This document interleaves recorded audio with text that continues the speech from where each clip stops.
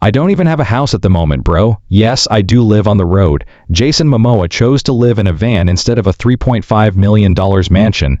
Following his divorce from Lisa Bonet, Jason Momoa leads this lifestyle, and the contrast was striking. While Lisa and the children are still inside the family home he constructed, one of Hollywood's top actors is sleeping in an RV parked in a friend's driveway. It was described as devastating on the internet. It was portrayed in the headlines as a fall from grace. Supporters thought the worst.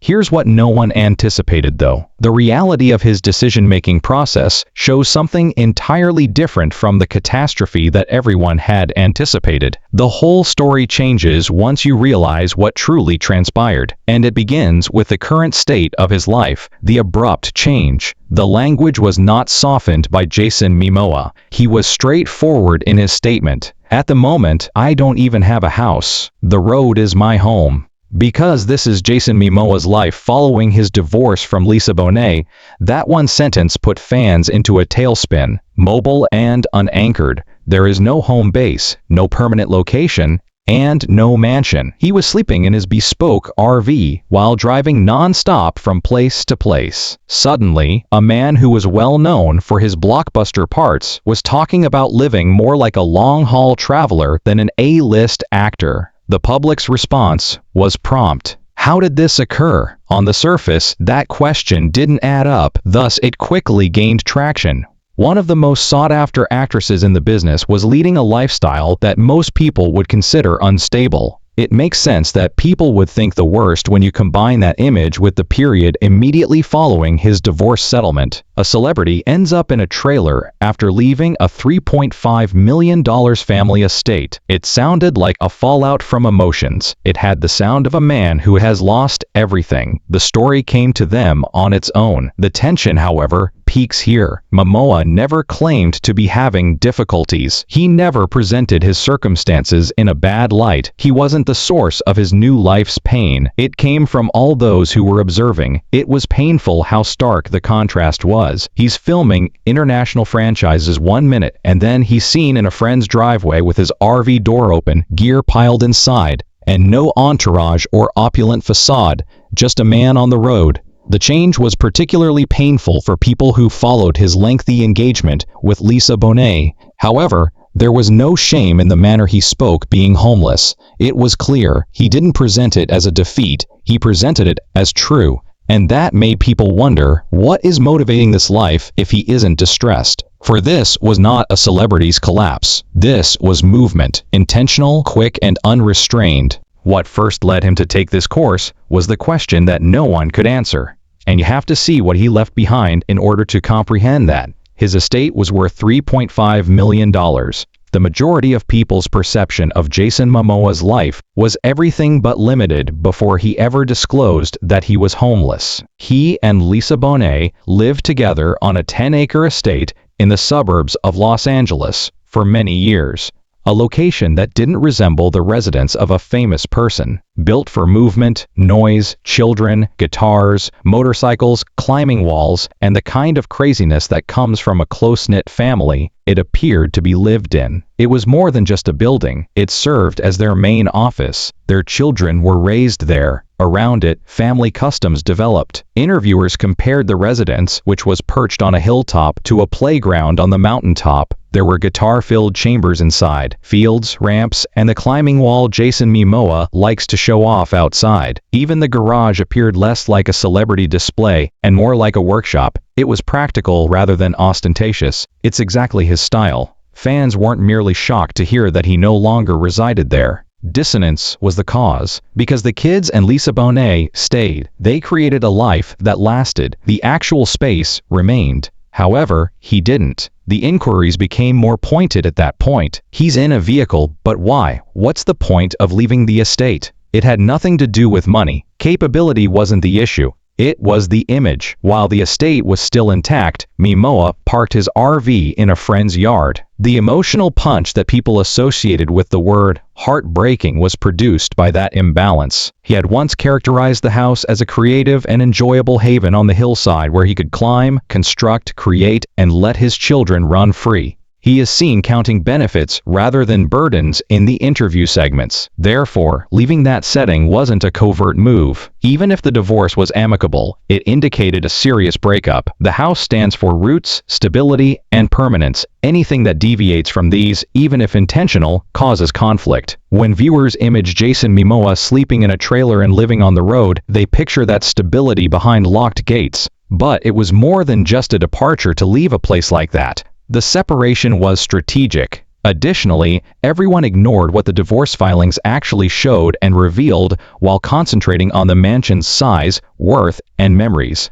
The public's response to Jason Momoa and Lisa Bonet's breakup was primarily emotional. However, the actual divorce documents paint a different picture, one that is based on cooperation, clarity, and structure, qualities that are uncommon in Hollywood. The document's stated separation date was October 7, 2020, not the public announcement in 2022. The timeline is reframed just by that. Long before anyone knew, they had been leading different lives. They reached a divorce settlement the day after Lisa Bonet filed the official petition in January 2023. No protracted argument, no financial conflict, and no more public declarations than were necessary. It was among the most amicable, high-profile divorces ever. Unusually, the terms were balanced. They consented to share legal and physical care of their kids, Nakoa Wolf and Lola. No child support, no spousal support. Each waived the other's entitlement to money. Rather, they intended to directly split the costs for the children, particularly when they were traveling. It's uncommon and demonstrates something that people often ignore. It wasn't a collapse. A recalibration took place. Collaboration, not conflict, is spelled out in the agreement, and collaboration eliminates any claim that he was coerced into adopting his new way of life. The document makes no mention of court-imposed restrictions or financial strain. However, the records were not the basis for the emotional response that occurred online. The optics served as its foundation.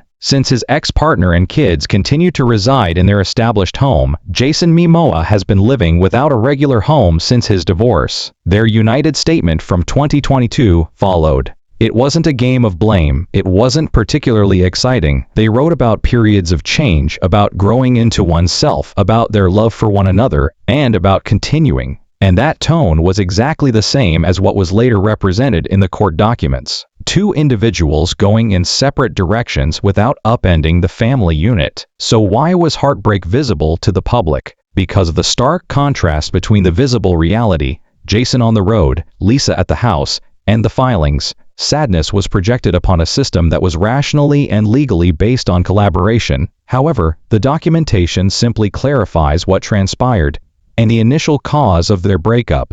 That response explains why his current way of life was all but predetermined, the disparity in lifestyle that caused them to part ways. From the outside, Lisa Bonet and Jason Momoa appeared to be completely in sync with one another on an emotional, spiritual, and artistic level. However, if you follow their daily lives in the years before the breakup, you'll find something much more mundane and relatable. There is no tension, no scandal, no dramatic moment, just two people going in opposite paths. The basis for Jason Momoa's life following his divorce from Lisa Bonet is laid here, because his current way of life wasn't a response. He was already headed in that direction. The similar pattern was noted by several sites. Jason's life was filled with cross-country travel, lengthy shootings, and film sets that stretched from Canada to Europe to isolated areas of the US. He was not slowing down, rather. His momentum was increasing. Insiders claim that Aquaman's success and his later endeavors only increased that motivation. One opportunity led to another, from sci-fi shows, frontier dramas, popular sequels, and side ventures. There was no seasonality in the workload. It went on and on. In contrast, Lisa Bonet had a different worth. She desired regularity, stability, a life based in Los Angeles, close to her neighborhood, her daily schedule, and the setting she liked. One source provided a clear summary. Jason desires to travel and work. Lisa is not interested in such way of life. Incompatibility was the cause. The type of incompatibility that builds up rather than bursts. During the pandemic, this distinction became much more apparent. Jason kept on relocating for his job. Lisa made a stronger case for staying in Los Angeles. Neither option was incorrect. Neither option was irrational. They simply weren't compatible. And when that mismatch becomes irreversible, separation becomes more about adjusting to reality than it is about falling out of love. Lisa even alluded to this change in her own words. She talked about accepting an invitation from the universe, going through a moment of uncertainty, and learning to be new in her interview with Marika To for Interview magazine. Those words showed someone actively entering a new stage of life that wasn't centered on a travel companion. People missed the logical reasoning of Momoa's decision to live on the road when they later reacted emotionally to it. This collapse wasn't abrupt. The life he had been leading for years was being continued here, a living thing in motion, a life based on motion, a life that didn't belong in the house he used to live in Los Angeles. He desired movement, she desired to be grounded, he desired a route that stretched outward, she desired an inward-centered one. There was no way to resolve the gap through compromise. Their compass was pointing in different directions. And his transition to van life wasn't a fall from grace once you realized that their lifestyles were already collapsing.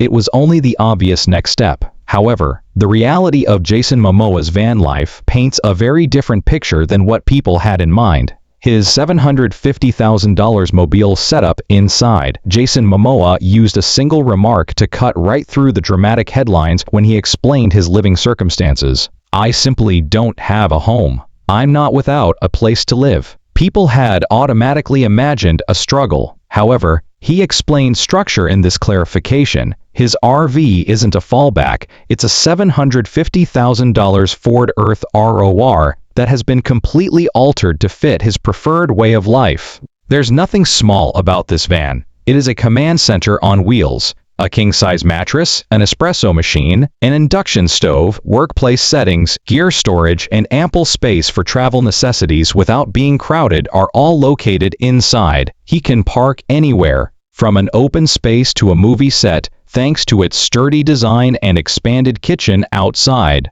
Long before the divorce, he stayed in this RV while filming. Members of the crew discussed it. On social media, fans caught a look. He enjoys it. People tend to forget that aspect. He does not mean to stray when he claims to live on the road. He is referring to a system that is based on mobility, which is his definition of efficiency. This is when the emotional misinterpretation occurs.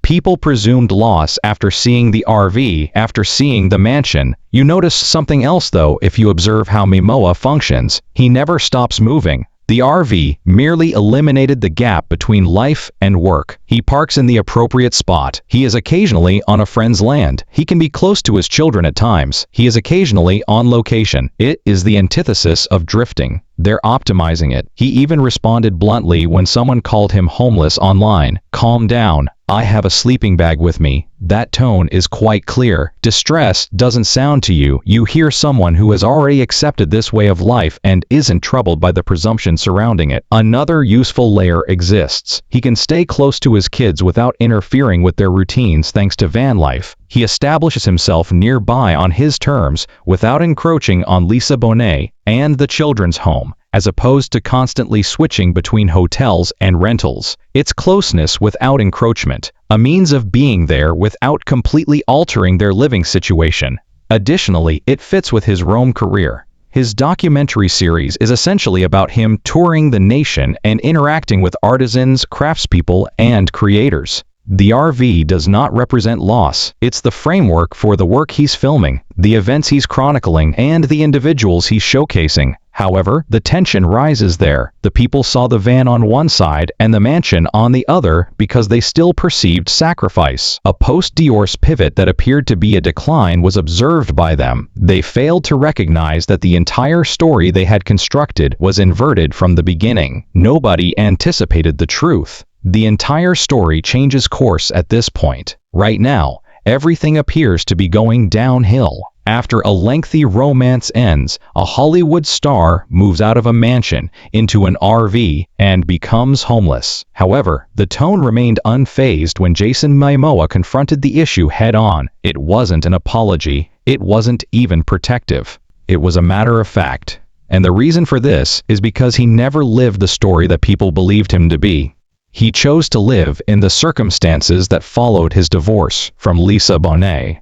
It was thought that he had misplaced something. In actuality, though, he went back to something he enjoyed well before the public began to feel anything for it. His statement, "I'm just houseless, not homeless," was not an attempt to minimize harm.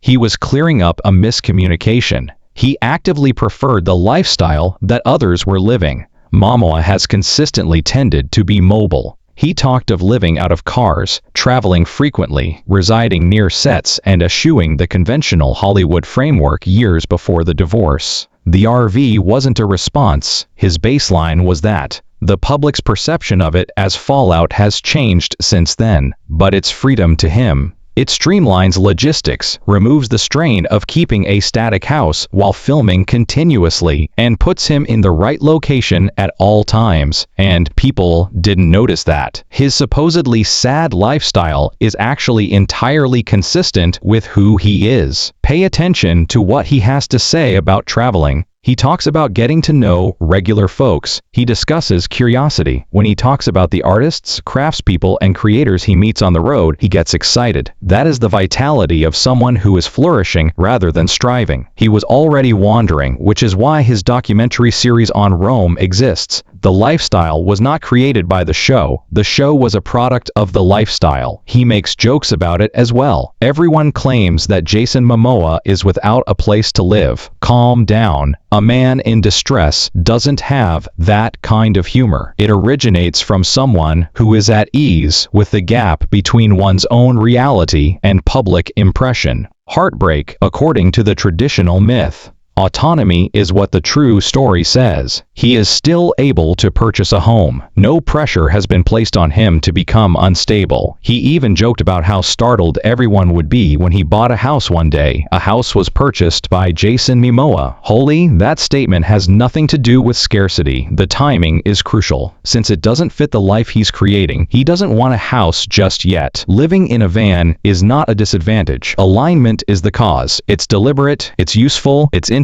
Furthermore, it's the complete reverse of what garnered media attention, and there's a reason why this arrangement suits him so well. He can't live any other manner due to his actual work schedule, the timetable for work. That clarifies everything. The journey wasn't a detour if you look at Jason Momoa's itinerary during the past few years. Since it's impossible to stand still, it was the only location his life could realistically fit in motion. Furthermore, the mobility that initially seems sad begins to make straightforward logistical sense when you examine the velocity of his career. Momoa shifted into a level of Hollywood where the time between projects vanishes once Aquaman changed his course. Franchises with large budgets don't follow convenient schedules. They enlist actors in successive engagements, transport them across continents, and put them through months of location shooting. In his case, there were multiple important films that were layered one on top of the other. He filmed Aquaman and the Lost Kingdom and Fast X.